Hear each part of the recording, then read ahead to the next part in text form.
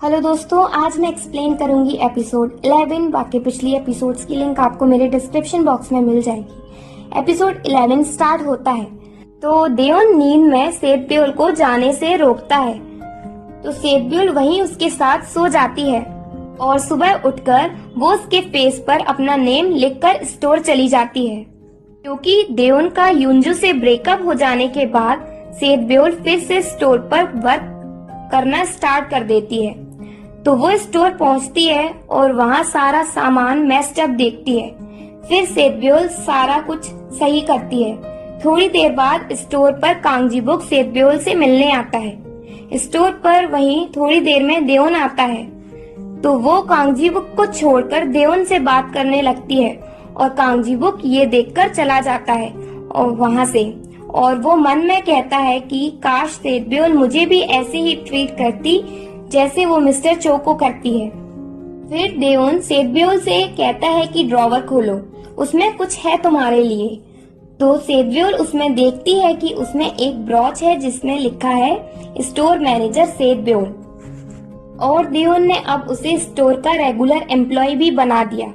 सेतब्योल ये सब सुनकर बहुत खुश हो जाती है और देओन सेतब्योल से कहता है कि मुझे तुमसे कुछ कहना है। तो सेतब्योल समझती है कि आई लव यू बोलेगा, पर देओन कहता है कि मैंने तुम्हारे लिए एम्प्लॉय इंश्योरेंस लिया है। और सेतब्योल ये सुनकर हंसने लगती है। देन कंपनी में कुछ लोग युंजू को आइडिया देते हैं कि हमें अपने स्टोर्स का प्रमोशन करवाना चाहिए, और वो भी एक्टर कांगजीबुक से। तो युंजू को ये आइडिया अच्छा लगता है और वो मान जाती है। नेक्स्ट डे स्टोर में देओन सेतब्योल से पूछता है कि तुम स्टोर में पार्ट टाइमर का इंटरव्यू देने क्यों आई थी, तुम्हें ये जॉब क्यों पसंद है। तो सेतब्योल ये सुनकर उस टाइम को याद करती है जब वो बार बार देओन के स्टोर आती थी और बाहर से देओन को देखकर चली जाती थी, पर सेतब्योल उसे सीक्रेट बताकर नहीं बताती।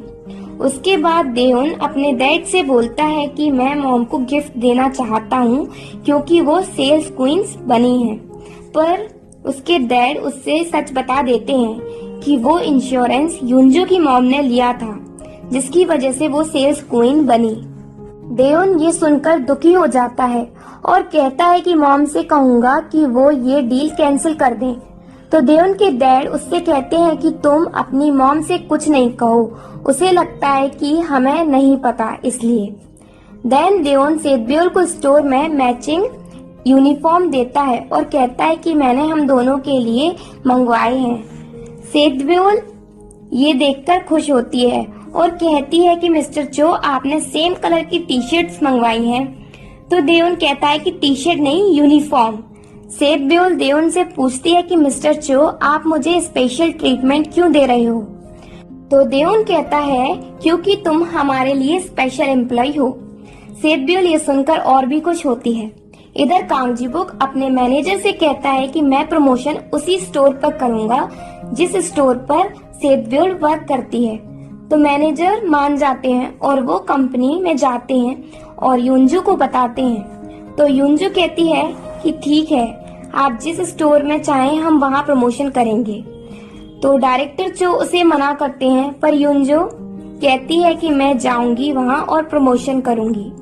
नेक्स्ट डे युंजू देओन की स्टोर जाती है और वो दोनों एक दूसरे से मिलते हैं फर्स्ट टाइम ब्रेकअप के बाद। युंजू कहती है कि हमें तुम्हारे स्टोर पे प्रमोशन वीडियो बनाना है एक्टर कांगजीबुक के साथ, इसलिए तुम्हारी परमिशन चाहिए।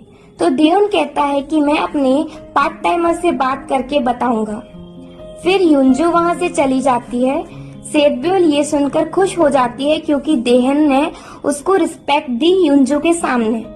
फिर देओन सेतब्योल से पूछता है कि क्या हमें ये प्रमोशन करना चाहिए।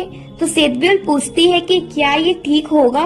तो देओन कहता है कि तुम युंजू को लेकर परेशान नहीं हो, अब हमारे बीच कुछ भी नहीं है।